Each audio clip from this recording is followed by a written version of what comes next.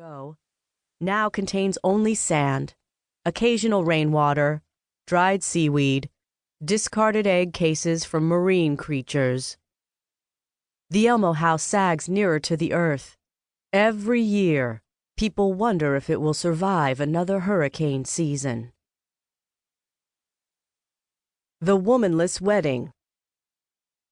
In August 1952, the St. Elmo Men's Lodge put on a womanless wedding.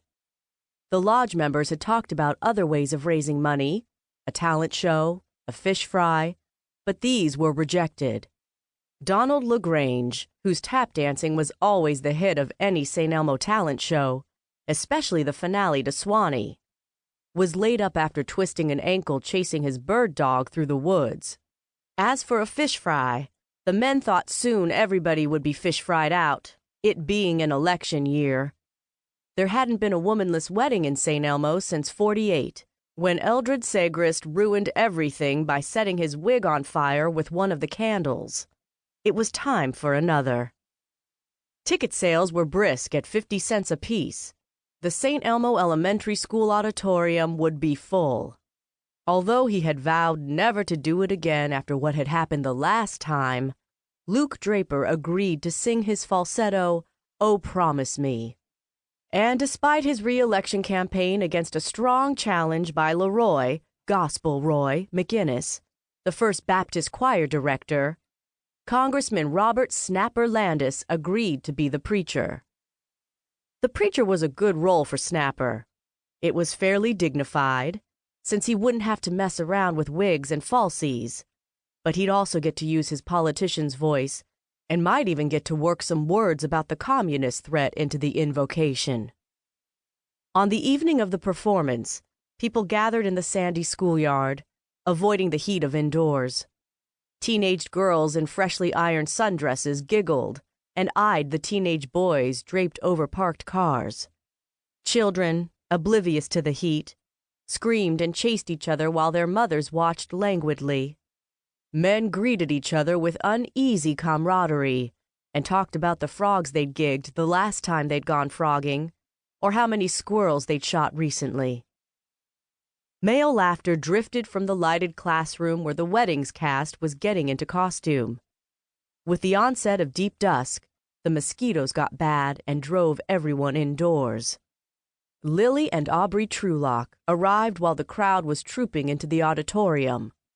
The room was filled with the slapping sound of hard wooden seats being folded down. At either end of the stage, in front of the threadbare red curtain, were white florist's baskets filled with balloons. Lily hadn't much wanted to come, she told herself. It was, after all, 7 miles in and 7 miles back to the landing. But Aubrey was a lodge member, even though he hadn't been to the meetings, or much of anywhere else except his apiary, since his heart attack. He hadn't said anything, but Lily believed he wanted to come, and since he'd been willing to walk out and get in the car, she supposed she was right. Now that they were here, though, she felt irritated.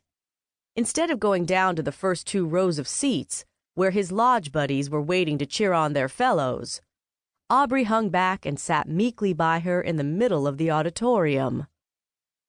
"There's Jack. Don't you want to see Jack?" asked Lily, fanning herself with her church fan, a cardboard picture of Jesus risen from the tomb stapled to a wooden stick. She glared at his perspiring pink forehead as, eyes downcast, he shrugged. "I expect Jack would like to see you," she said. When she got no response, she craned her head around to survey the crowd. Lily liked to keep up with what was happening. She was a wiry woman in her mid-50s. Her skin was dark brown and roughened by years of exposure to the coastal sun, her light green eyes surrounded by wrinkles from squinting in the glare. She could run a boat, pump gas, open oysters. She had more energy than it took to keep a store, and she used it to stay abreast of events. Wesley Stafford was across the way, she saw, standing slightly apart from a crowd of Methodist youth. Wesley, a ministerial student from Montgomery who had worked with the young people for the summer, looked ill at ease.